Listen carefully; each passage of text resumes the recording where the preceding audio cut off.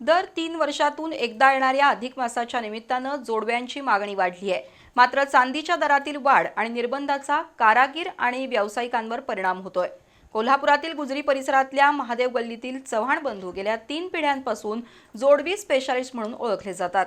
चव्हाण बंधूंनी यावर्षी तब्बल 250 ग्रॅम वजनाच्या जोडव्या बनवल्यानं सराफी व्यापारपेठेत या जोडव्यांची चर्चा होऊ लागली आहे। जोडव्याचं महत्त्व, घडणावळ, जोडव्यांचे विविध प्रकार याविषयी बी न्यूजचं विशेष वृत्त। भारतीय संस्कृतीमध्ये सण आणि उत्सवाला अनन्यसाधारण महत्त्व आहे।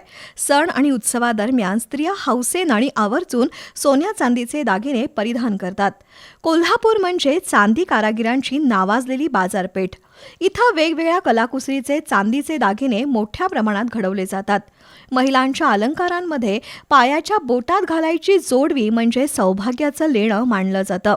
अधिक महिन्यामध्ये जोडव्यांमध्ये भर घालणं आणि नव्या डिझाईन्सची जोडवी खरेदी करणं याला स्त्रिया प्राधान्य देतात। पूर्वीच्या काळी वजनदार जोडवी वापरण्याची पद्धत होती।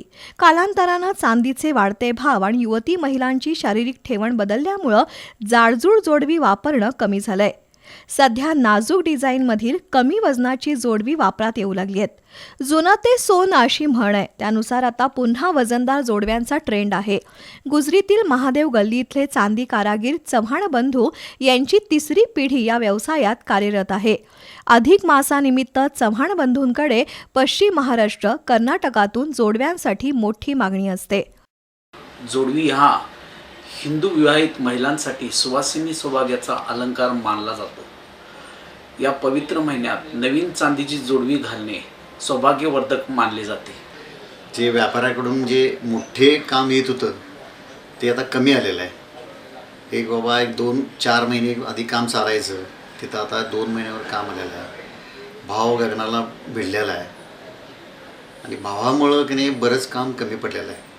जोडवी बनवण्याची प्रक्रिया ही रंजक आहे।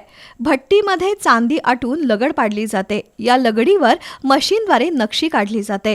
लगड तापून त्या गोलाकार बनवल्या जातात। त्यानंतर विशिष्ट कात्र्यांच्या सहाय्यानं या चांदीच्या लगडींचे तुकडे केले जातात।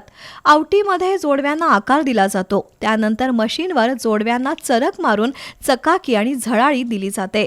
महिलांच्या पायाच्या बोटात सौभाग्याचं लक्षण म्हणून मिरवणारा हा दागिना सरासरी 5 ते 12 ग्रॅम वजनापर्यंत असतो। मात्र काही महिलांच्या मागणीवरून तब्बल 350 ग्रॅम वजनाची जोडवी बनवण्याची ऑर्डर चव्हाण बंधूंना मिळाली आहे। या कामात विजय चव्हाण, किरण चव्हाण, नागेश चव्हाण यांना अधिक महिन्यामुळे तब्बल 4 महिन्यापासून मागणी वाढल्याचं चव्हाण यांनी सांगितलं।